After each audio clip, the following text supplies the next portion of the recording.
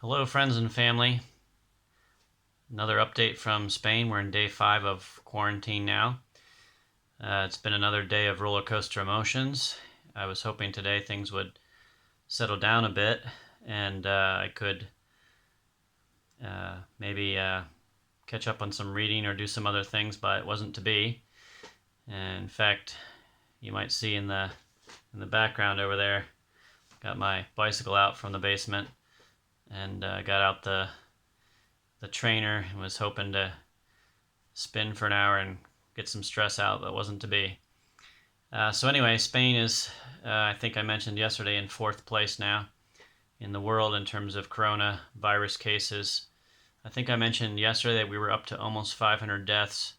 It's now officially about 650 deaths, so another 150 in the last 24 hours, which again doesn't, for someone who is used to a lot of math and extreme population, doesn't seem like much. But when you look at the curve and the exponential growth of what's happening, just a few days ago we were talking about approaching 11,000 cases, and now we're up to 15,000. So to put it in perspective, I checked and looks like the United States is up to about 8,500 and 150 confirmed deaths because of coronavirus.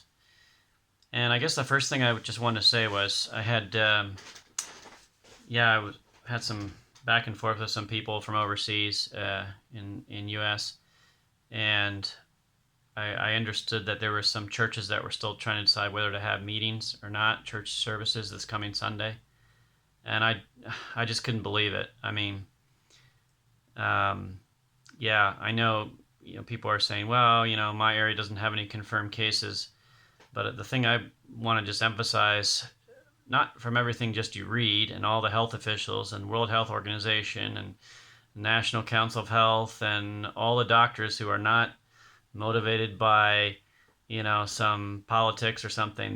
They're just saying what you need to do is realize that this disease is highly contagious even with people with no symptoms. So I feel like Spain shut down big meetings of more than 1,000 people on Tuesday, and by Saturday we're quarantined in our house and can't go out in the street. So that gives you an idea. It just needs to be taken seriously that I think all meetings should be avoided to try to slow down the curve, or else the United States will be right where Spain is right now. The big issue in the news has been medical supplies and medical personnel. Evidently, we're finding out that Spain was really not prepared for any kind of emergency like this. And so a lot of the health workers up in Madrid are working without proper equipment, without proper masks. And so what's happening is they're infected and they're infecting their patients, which is a huge problem. Anyway, I guess one thing I would mention that just an hour ago or so, the King of Spain came on and gave a speech, and it really moved me. It just occurred to me, man, if you took out the word virus and put in the word enemy, took out the word health workers and put in the word soldiers, it was completely a war speech. Classic, like just encouraging people to hang in there. We're going to get over this. We're going to conquer. We're going to come together as we won't be defeated by the enemy. And just the language was war language. And it was inspiring but sobering at the same time. So there's some interesting things that are happening too. I mean, our church is going to go online completely. I just signed up for a service which is super amazing service. If you don't have it already, you may want to consider getting it in the US if things progress as they are here in Spain. It's an online video conferencing service called Zoom. I'm not getting paid for this or anything, but I think it's the best that's out there. I just went to premium category so I can call meetings and have them as long as I want. We actually called a meeting of the pastors. I was able to organize a meeting of the pastors of Granada last minute, which we had originally canceled because of this whole thing. And 12 pastors showed up. It was a great time. We spent about half the time just talking about like practical health considerations. What should we do? In fact, we came up with a list. Maybe this would be interesting. I have a list here of some of the things we said. Most of them you've probably heard before, but it helps to sort of have them all in one place. And we had a guy who's worked more than 30 years in hospital chaplaincy and has a health background, so he was able to give us some reliable advice. Basically, I've got the top 12 list here. Wash your hands well and frequently with soap. Don't forget to scrub the tips of your fingers and all that kind of thing. He suggested the best disinfectant for cleaning your house is a mixture of bleach and water.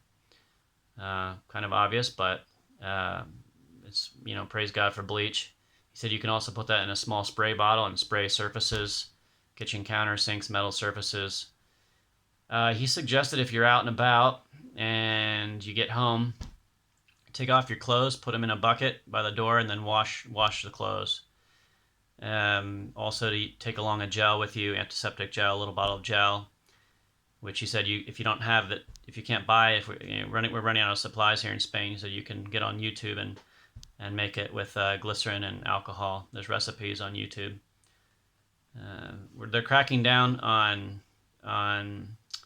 transport here. If they pull you over and think you're not doing something official, like if you don't have a receipt from a gas station or a supermarket, they're giving a fine of anywhere from 300 to 1,000 euros. It's about $400 to $1,200. So it's really getting serious here as far as cracking down on movement. Of course, keep a distance of about 2 meters from people. Wearing masks and gloves, he was kind of mixed on. He said masks often are more for the people if you have symptoms, or even if you don't have symptoms, but you're contagious, which it seems like where this is going. Masks are maybe more helpful for people not getting other people sick who are in vulnerable situations. But you have to be very careful if you wear gloves. He was showing us different ways you have to take them off by not infecting. There's a bunch of YouTube videos on that. You can watch it.